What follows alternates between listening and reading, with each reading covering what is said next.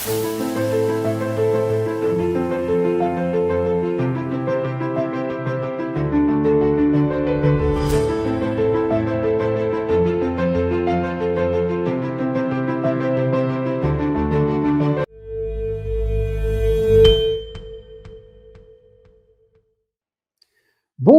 et bienvenue à l'émission Parole de champion sur la chaîne du Comité national olympique marocain.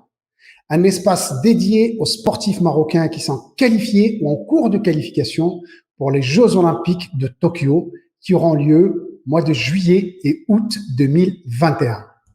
C'est l'occasion de découvrir leur parcours, leur motivation et comment ils préparent ce grand rendez-vous olympique.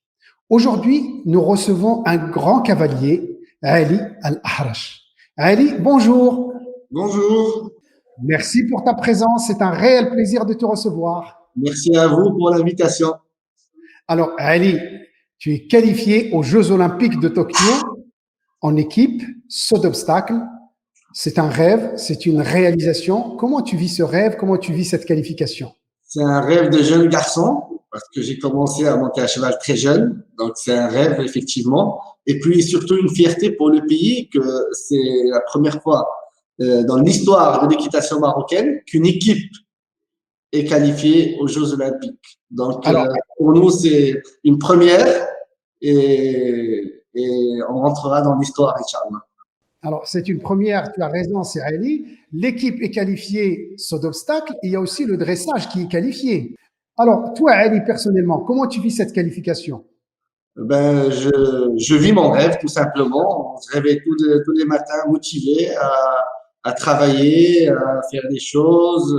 Bien sûr, tout ça, ça serait pas sans l'aide de notre fédération et de notre président, Prince Moulay Abdallah, qui fait tout pour nous. Et aussi de tout le staff de la fédération, que ça soit dans la communication, que ça soit dans d'autres domaines, vétérinaires, tout. Donc, ils ont été là pour nous pendant la qualif et aussi pendant la requalification qui a été programmée à cause de la pandémie, puisque les Jeux ont été retardés d'un an. Du coup, on devait avoir notre certificat de capacité et toute l'équipe était derrière nous jusqu'au jour de la qualif. Justement, la qualif par équipe, période de pandémie, confinement. Comment tu gères ta préparation? Comment tu vis cette période de pandémie et comment tu organises la préparation des Jeux? Écoutez, pour nous, c'est très facile puisque tout a été organisé par notre fédération. On a des mois où on n'est pas au Maroc, on est en Europe. On a une base d'installation en Belgique.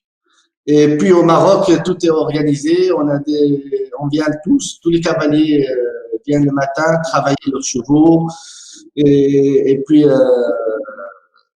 quand il y a l'entraîneur avec nous, on s'entraîne pendant 15 jours par mois.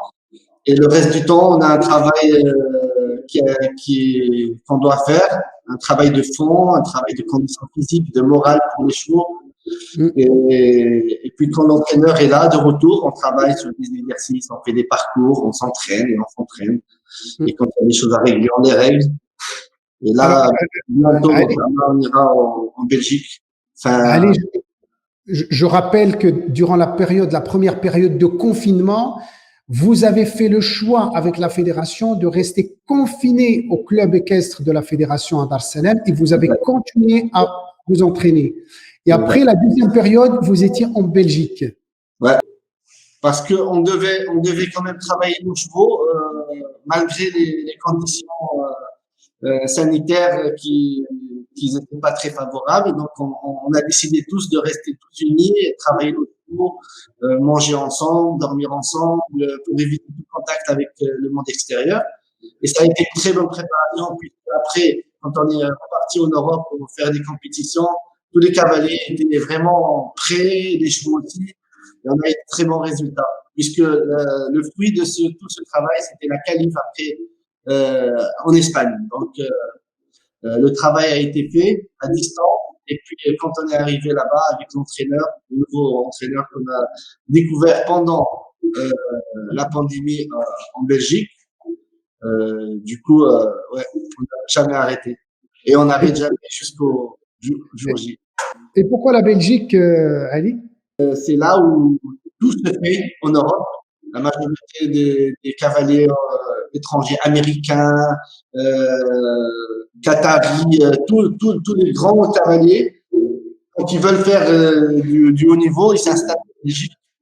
Et on a eu de la chance d'avoir des très belles installations pour vraiment être parmi les meilleurs et supporter aux meilleurs et bien préparer nos mondes. Et apparemment, vous avez aussi un nouvel entraîneur belge qui était un Philippe, ancien champion du monde, Philippe Lejeune. Comment ça se passe avec Philippe Lejeune? passe très bien. On travaille vraiment d'arrache-pied. On se réveille, il nous motive. Il a une belle façon de communiquer son expérience et bien sûr faire évoluer chaque couple cavalier-cheval. Alors, avant d'aller sur ton programme d'entraînement et de préparation dans le détail, je voudrais revenir sur tes débuts dans l'équitation et le sport équestre. Très jeune, tu rencontres le sport équestre, je pense quand tu avais 6 ans. Exactement. Comment tu as rencontré ce domaine passionnant? Et écoute, c'est une histoire assez sympa puisque mes parents voyageaient chaque année et cette année-là, c'était aux États-Unis. Ils nous ont laissés avec nos grands-parents et il se trouve qu'il y avait notre tante qui était en vacances chez elle. Et un jour, on s'ennuyait, on tournait autour, on nous a dit venez, je vais vous faire découvrir quelque chose de sympa. Et on nous a emmenés à un centre équestre à Tanger qui était pas loin de la maison des grands-parents. Et puis, depuis ce jour, on n'a jamais lâché le morceau. C'est vraiment une passion qui est venue après un travail et les rêves se réalisent de petit à petit. Après ça, j'ai été champion du Maroc Critérium. Au départ, j'ai passé, avant de gagner cette médaille, j'étais cadet et j'ai fait toute l'année des cadets à faire des éliminés sur le numéro 1. C'était vraiment, il fallait aimer ce qu'on fait pour rester dans ce sport. Beaucoup de persévérance. Mais moi, je reviens à ton histoire quand même, Ali. Ton histoire quand même, elle est magnifique. C'est-à-dire que toi, tu avais, je pense, 6 ans, ton grand frère Mohamed avait 8 ans, vous vous ennuyez à la maison, on vous emmène au club équestre pour vous occuper et puis vous prenez l'équitation comme une grande passion. Mais juste, je rebobine la cassette en arrière. Imaginons si la tante vous avait emmené dans un terrain de foot, est-ce que tu serais aujourd'hui footballeur? Je pense pas parce qu'on jouait au foot tous les jours à la maison et on n'a jamais envie d'aller vraiment se professionnaliser dans le foot. C'était le cheval et rien d'autre. Donc, c'était une rencontre avec une passion, avec la passion du cheval, mais une rencontre un peu particulière par hasard, quoi. Ouais, exactement. C'est un contact, c'est comme un coup de foudre. Hein. Et tu l'as fait avec ton frère aîné, Mohamed, qui avait 2 ans de plus que toi. Est-ce que le fait de faire du cheval tous les deux, parce que lui aussi, il a été un cavalier de haut niveau, est-ce que le fait de faire du cheval tous les deux vous a rapproché les liens familiaux? Euh, on est très proches l'un de l'autre, mais en compétition, On se donne pas de cadeaux. non, jamais de la vie. Et puis lui, c'est un grand compétiteur aussi. Et moi, je me suis vite professionnalisé, alors que lui, il a préféré vraiment faire marcher notre structure, notre centre équestre qui est à Tanger. Oui. Et on a par la suite, notre papa nous a aidé à construire un centre équestre qui est fantastique à Tanger. Du coup, il s'est mis un peu à faire marcher ça, et moi, je me suis plus donné à faire autre chose, à me professionnaliser, à rentrer plus.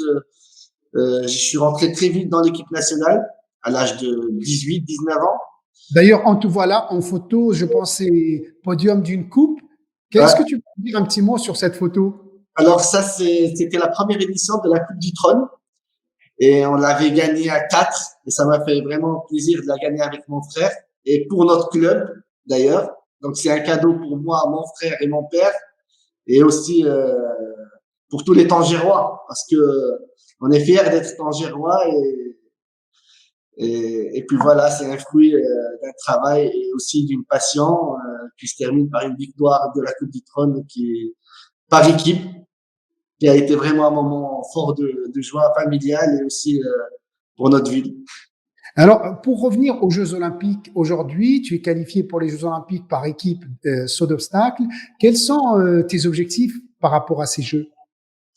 De faire la meilleure prestation possible pour mon pays et pour moi. Et Et pour alors, mon... quel est concrètement ton programme d'entraînement? Ben, le programme, comme je vous ai dit tout à l'heure, c'est Je voudrais qu'on rentre dans le détail. Par exemple, quelle est la journée type avec Ali Ahraj? ben, mes journées sont tous presque les mêmes. Je me réveille tôt le matin. Je C'est-à-dire? pars à Arsalam, donc je suis à l'écurie entre 8h30 au plus tard, Hein? 8h, 8h30. Et donc je commence toujours avec mon cheval olympique, USA de Riverland, c'est mon chouchou. Ça fait combien de temps que tu l'as, ce cheval? Ça fait exactement 4 ans. C'est une histoire sympa aussi parce que j'étais en tournée, mon cheval à moi avait eu un accident en route et c'est Hein? le président Abdallah qui a demandé à Abdelkibir de me prêter un cheval pour faire une tournée et Kibir avec le grand cœur qu'il a et le grand amour qu'il a aussi pour les jeunes cavaliers qui arrivent, il m'a envoyé ce cheval. Et puis, c'était aussi comme une histoire qui commençait. Et on a gravi les échelons petit à petit. Et puis, un jour, il a fait que ça soit le cheval qui allait réaliser mes rêves. L'un de mes rêves, de concourir aux Jeux Olympiques. C'est Donc, quand même incroyable. Tu rencontres ta passion qui est le cheval un peu par hasard et tu et le rencontres ton cheval, cheval un peu par hasard aussi. exactement. Et je remercie d'ailleurs le prince Abdallah qui fait tout pour nous et aussi Al-Kbir qui a eu le grand cœur de m'envoyer ce magnifique cheval qui était encore assez jeune. Il avait, je crois, 7 ans et demi, 8 ans. Et depuis, on s'est jamais lâché. Maintenant, il a 12 ans. Donc, ça fait quand même 4 ou 5 ans qu'on est ensemble. C'est une vraie histoire. Et donc, tu le Et rencontres le matin à partir de 8h30, 9h. Et pour faire combien d'heures d'entraînement? alors, je commence par lui faire une bonne balade. On marche un peu dans la forêt de Dar Salam. On a la chance d'avoir un site extraordinaire à Dar Salam. Donc, je fais une petite balade pour lui changer un peu le moral, l'échauffer aussi un petit peu. Après, je travaille une bonne quarantaine de minutes en piste à demander des choses à mon cheval, le faire bouger, le muscler, le faire travailler d'une certaine manière parce que chaque cheval a une manière de fonctionner. Mhm. Et après avoir fini, bah, il prend sa douche, ses petits soins, et l'après-midi, il fait un petit peu de marcheur. Et bien sûr, j'ai deux autres chevaux dans mon piquet. J'ai USAS, qui est cheval olympique, et j'ai un jeune cheval qu'on est en train de former Mhm. pour aussi faire un peu de haut niveau après. Et une autre jument d'un propriétaire qui a été confié à la fédération. Donc, j'ai 3 chevaux et après, quand j'ai fini mes 3 chevaux, je peux aller me concentrer sur un peu d'élevage parce que je suis passionné d'élevage. Donc, j'aime bien me consacrer mes après-midi à voir les jeunes chevaux qui sont installés pas loin de la structure là où on est. Ils sont Mhm. installés au RADL chez un ami. Donc, je pars là-bas, je reste un peu avec eux, je les vois courir dans les paddocks. On reste toujours dans la passion. D'accord. Donc, ça fait à peu près une journée pleine consacrée à l'entraînement et au cheval. Exactement. C'est ça la journée typique pour moi. Est-ce que ce choix je dirais, de se professionnaliser dans le sport de haut niveau en sport équestre était un choix facile, un choix qui s'imposait? J'ai eu la chance d'être aussi d'être repéré très jeune par feu son Altesse Royale la Princesse Lamina, qui m'a ramené à la fédération et qui m'a fait rentrer dans l'équipe très jeune, à l'âge de 18-19 ans, comme j'ai dit tout à l'heure, et qui m'a aussi laissé faire mes études à Akhawaï, que pas n'importe qui peut intégrer une équipe nationale et rester à faire ses études à Ifrane. Donc, c'est des allers-retours. Elle a été vraiment patiente et elle m'a donné ma chance aussi pour avoir mon diplôme, ce qui est très important pour moi et pour ma famille. Donc, quand j'ai fini mes 4 ans à Khawaïn, c'était tous les jours, jusqu'au jour d'aujourd'hui. Alors, est-ce que, si je comprends bien, Ali, tu dis que c'est important pour un sportif de haut niveau, quel que soit le sport, d'avoir ce double projet, c'est-à-dire son projet Exactement. sportif de haut niveau et son projet d'études. Moi, personnellement, c'est très important. Parce que après, on sait très bien que la vie d'un athlète, elle se termine un jour ou l'autre, que ça soit volontaire, ou que ça soit accidentel, ou que ça soit surtout que nous on fait un sport de risque.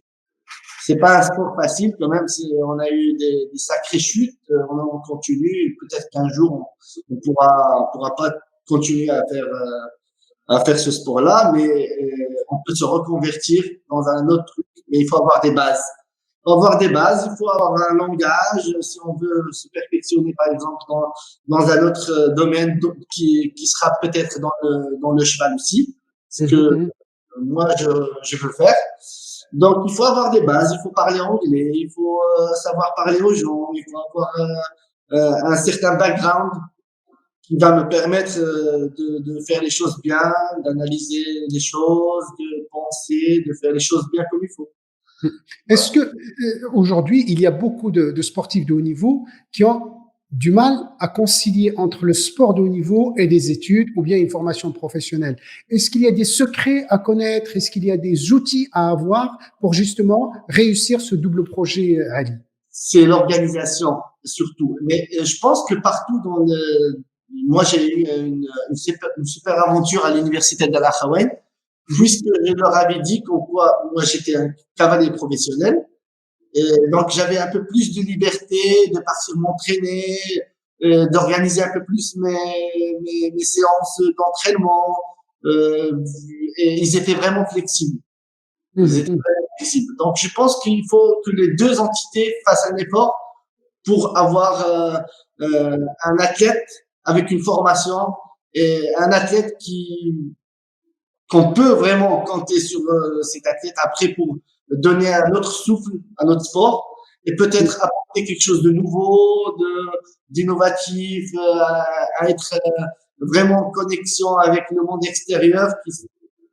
Par exemple, chez nous, c'est en Europe et si on veut faire un autre truc après avoir fini notre sport, il faut vraiment avoir la chance d'avoir fait des études, d'avoir, comme on a dit, une forte personnalité, parce qu'en faisant des études, bien sûr, on fait des échanges, on parle différentes langues, on connaît d'autres mondes, et puis surtout dans notre université, puisque elle est vraiment, c'est un système américain, ça, ça m'a vraiment aidé à discuter. En tout cas, si tu m'autorises, moi je note que, il est très important pour un sportif de haut niveau d'avoir un double projet, c'est-à-dire son projet sportif, mais en parallèle son projet de formation, études ou formation professionnelle.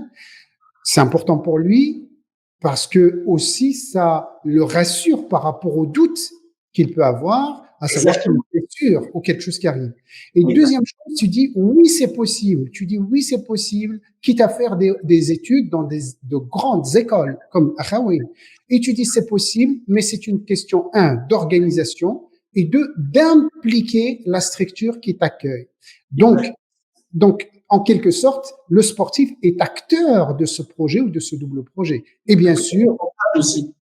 On profite de cette occasion pour dire aussi si les structures universitaires ou de grandes écoles ou scolaires ouvrent la porte pour des sportifs de haut niveau, ça les aiderait beaucoup à conduire ces doubles projets.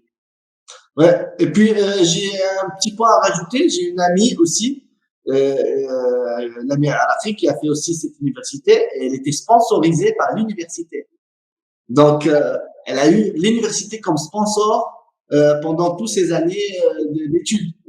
Donc, il y a des possibilités de sport-études qui s'ouvrent pour nos sportifs de haut Exact. niveau au Maroc. Et ça, c'est vraiment une très bonne information. Et Moi, je j'ai voudrais d'ailleurs la fille d'Abdelkbir Oddar aussi, qui est Soukaina Oddar, qui s'occupe de la communication à la fédération, qui est aussi une lauréate de Akhawain.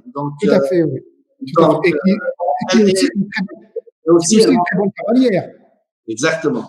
Alors, je voudrais revenir sur toi, Ali.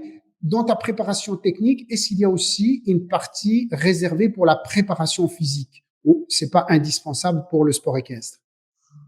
On a d'ailleurs à l'enceinte de la Fédération marocaine des sports équestres une structure spécialisée dans la condition physique. On a une piscine, on a une salle de sport avec tout ce qu'on peut avoir pour s'entraîner. Ça, c'est bien, mais est-ce que toi, Ali, tu as un programme en parallèle à ton programme d'entraînement technique? Est-ce que tu as un programme de préparation physique et lequel? On a eu un programme pendant les grandes échéances, par exemple pour les Jeux africains. On était Mhm.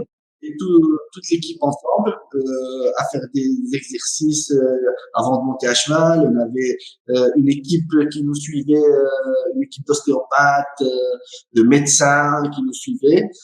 Euh, mais on fait attention, chaque cavalier doit faire attention quand il n'y a pas de échéance pour ne pas prendre du poids, pour rester fit.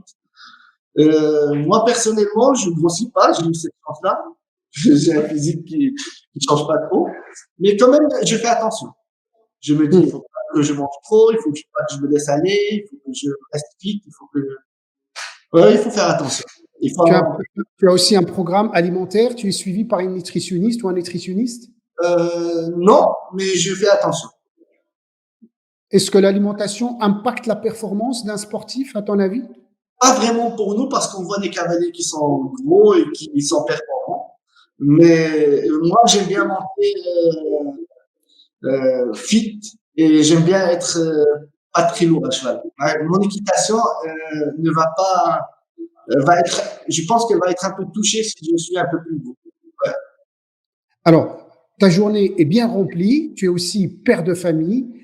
Est-ce exact. que, est-ce que tu prends le temps aussi pour, je dirais, aménager ton sommeil? Est-ce que le sommeil, ma question pour qu'elle soit directe, est-ce que le sommeil a un impact sur ta performance aussi? Le sommeil. Alors, j'ai un petit enfant de 1 an, donc vous savez très bien, la poussée Que des Dieu dents, te le garde. c'est un peu dur, mais ça m'empêche pas de me réveiller tôt pour aller travailler et d'être motivé. Et d'ailleurs, juste après la qualification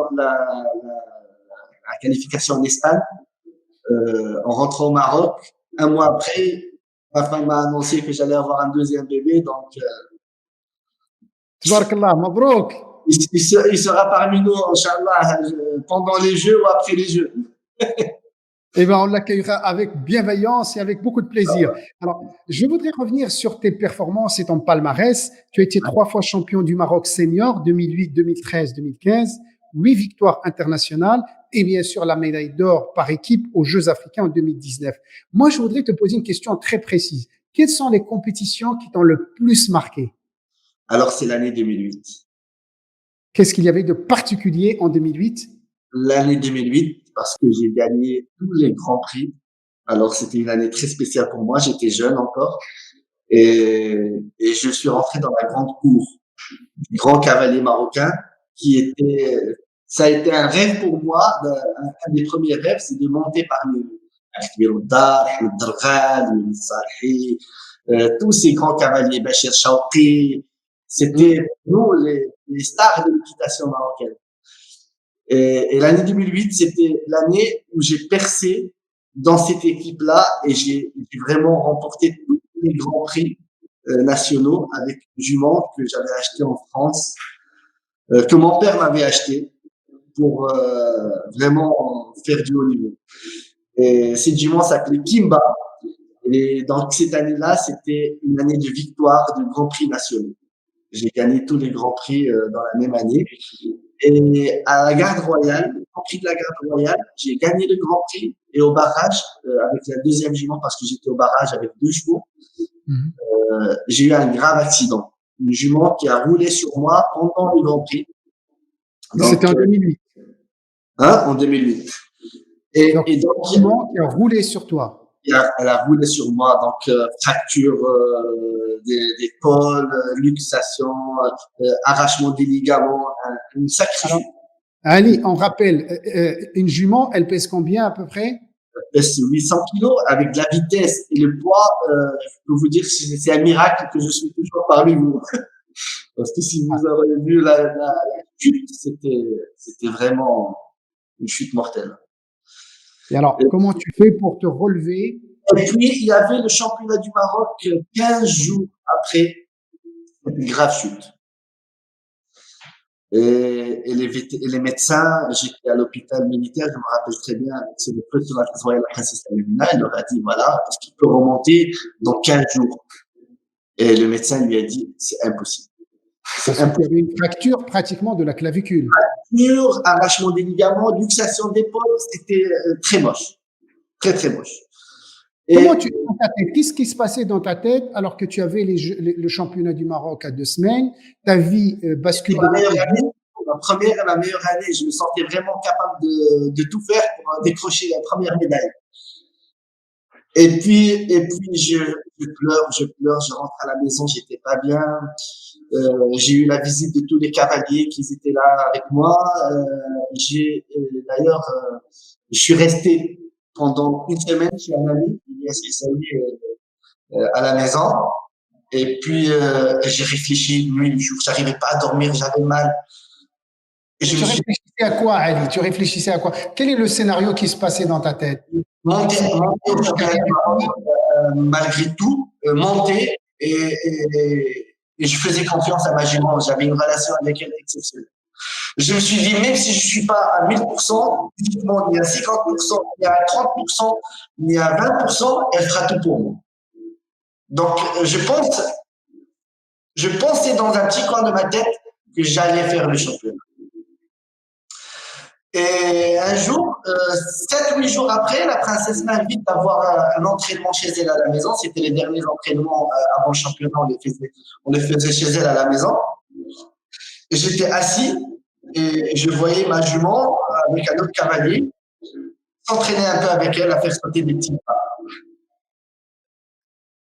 Et je suis parti à la maison et je me suis dit, c'est pas possible, tu dois la monter, tu dois faire ce championnat. Donc, il restait 5 jours ou 6 jours pour faire les engagements. Et je me suis engagé en cachette de la princesse, je me rappellerai toujours.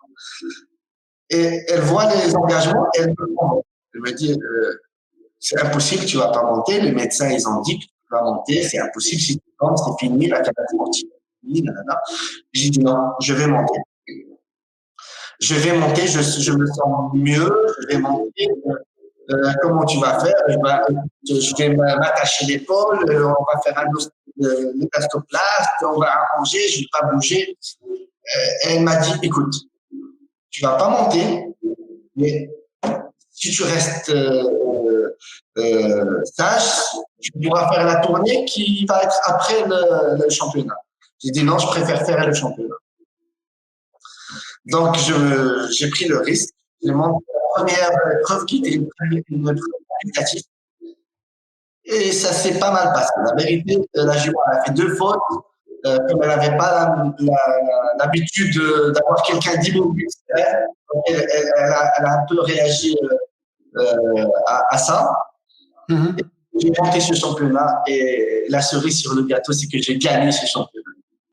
C'est incroyable. Et alors là, qu'est-ce qui se passe dans ta tête? C'est être kamikaze? C'est comment on arrive à ce monde-là? On est tous kamikazes, hein. On est tous kamikazes dans la tête. Hein. Quand on sort de cette équipe-là, d'une équipe formée par Son Altesse Royale la Princesse Royale la Princesse Lamina, la majorité n'avait peur de rien. On avait peur de rien. Elle nous a forgés pour être là, là où il faut, quand il faut, ne jamais baisser les bras. C'était une éducation. Donc c'est un entraînement, comme quoi l'excellence n'est pas un acte isolé, c'est un entraînement de tous les jours en quelque sorte. Exactement. Et puis j'ai gagné mon premier championnat après une grosse chute et ça m'a remonté. Quelque part, Ali, ce que tu es en train de dire, c'est pas tellement le prix qui compte, c'est le chemin qui conduit vers ce prix-là en quelque sorte, non? Exactement. Tu te rappelles ces nuits où tu n'arrivais pas à dormir, ces angoisses? C'est comme si c'était hier, c'est 2008, c'est des années passées, et comme si c'était hier, je me rappelle de tout, aux petits détails. Ali, pour arriver à ce stade de force mentale, est-ce que, bon, tu le disais, que la princesse vous a beaucoup soutenu, vous a prodigué des enseignements très forts, est-ce que vous étiez aussi accompagné par des préparateurs mentaux, par des entraîneurs mentaux pour Alors, avoir cette résilience? alors non, jeune, non. Il y avait que elle qui nous entraînait, il y avait que elle qui faisait tout, il y avait que elle qui décidait de tout.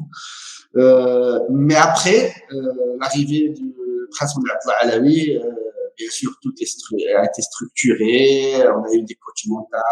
On a eu un bon coach mental d'ailleurs qui nous a préparé pour les Jeux africains.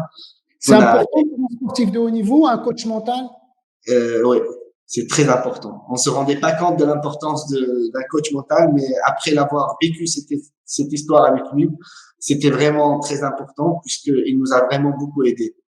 Il nous a aidés parce qu'il nous a facilité plein de choses. On perdait trop d'énergie dans des petits trucs qui sont pas très importants, alors qu'il fallait vraiment se concentrer sur les choses les plus importantes. Et il banalisait tout.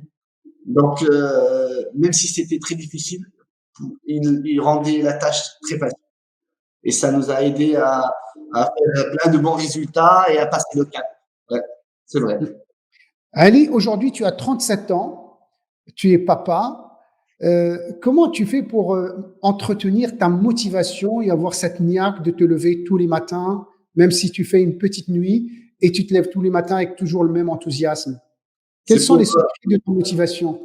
Alors, d'abord, la motivation, c'est de rendre fier mon pays, ma famille, mes enfants un jour quand ils seront grands et qu'ils vont voir que leur papa a été champion très jeune, qu'il a gravé les échelons, qu'il a fait des bonnes études, et tout ça fait partie de c'est très important pour moi de voir qu'un jour mon fils regarde son père comme un héros, comme le fait Soukaina pour son père, comme le font d'autres pour leur papa. Je pense que c'est très important. Donc, le dynamo de ta motivation, tu as parlé tout à l'heure, la passion et l'amour du cheval, mais également la reconnaissance de ton entourage familial et de ton pays, en quelque sorte. Parents, bien sûr, la maman, le papa, qu'ils ont tout fait, qu'ils ont payé plein de choses avant que la fédération commence à vraiment investir sur nous. C'est eux l'élément le plus important de notre carrière, parce que c'est eux qui ont démarré tout ça, qui nous ont aidés, qui ont acheté des chevaux, qu'ils ont investi, qu'ils ont acheté un camion de chevaux, qu'ils ont acheté un terrain pour construire un club, qu'ils ont tout fait. C'est très important. L'implication de la famille est importante pour un projet sportif de haut niveau. Il peut avoir des cavaliers qui sont très doués, très doués, et que le papa lui dit, toi, tu vas être médecin, toi, à la ligne. Moi, je veux pas que tu sois cavalier. Cavalier, c'est pas un métier. Alors que mes parents, ils étaient très compréhensifs quand je leur ai dit, OK, je vais faire des études. Ne vous inquiétez pas au cas où s'il y a un accident, au moins j'aurai mon diplôme. Mais, ils nous ont aidés quand même. Ils ont respecté vos choix. Exactement. Ali, tu es un cavalier de haut niveau, tu vas participer aux Jeux Olympiques. Beaucoup de Marocains vont te suivre et vont te soutenir. Ils vont soutenir toute l'équipe qui est qualifiée. Le comité olympique sera aussi derrière vous. Cette émission va être visionnée certainement par un grand nombre de personnes, par beaucoup de sportifs, par certainement des cavaliers de haut niveau en herbe. Quels sont les conseils que tu peux partager avec eux? Quel est, je dirais, le message que tu as envie de partager avec eux? D'abord, je suis content d'avoir fait partie de cette émission Parole de champion. C'est très important pour les jeunes sportifs, pour la jeune génération qui arrive. Moi, je pense le meilleur conseil que je peux leur donner, c'est de faire des études. C'est très important. Ça va faire partie de la préparation d'un athlète, parce qu'un athlète, c'est d'abord un corps humain qui doit être instruit. et qui doit avoir un certain niveau, puisque après il fera face à d'autres cavaliers ou d'autres sportifs d'autres pays. Donc il doit savoir interagir avec eux, parler, discuter, découvrir, prendre des conseils. Donc s'il n'a pas été formé depuis son jeune âge à être instruit, le plus tard, ça sera difficile. Donc, il faut faire ça depuis le plus jeune âge. Et puis, de ne jamais baisser les bras. Il faut toujours être là, motivé, travailler. Même quand ça va pas, il faut faire que ça va. Donc, un, gardez votre double projet sportif, mais aussi les études, formation. Et deux, jamais baisser les bras. Il y a des moments difficiles et justement, on fait du saut d'obstacles pour apprendre à passer les obstacles de la vie aussi. Exactement. C'est le meilleur, c'est vrai. On a des obstacles tous les jours à surpasser. Même dans la vie personnelle. Il y a des Allez, obstacles. Ahrash, merci beaucoup. Merci pour ta présence sur l'émission Parole de champion. C'était un réel plaisir d'échanger avec toi. Merci et à très bientôt et bon vent pour les Jeux Olympiques. Merci. Merci à toi. Merci Merci. à vous pour votre fidélité et à très bientôt pour d'autres parcours. Merci, au revoir.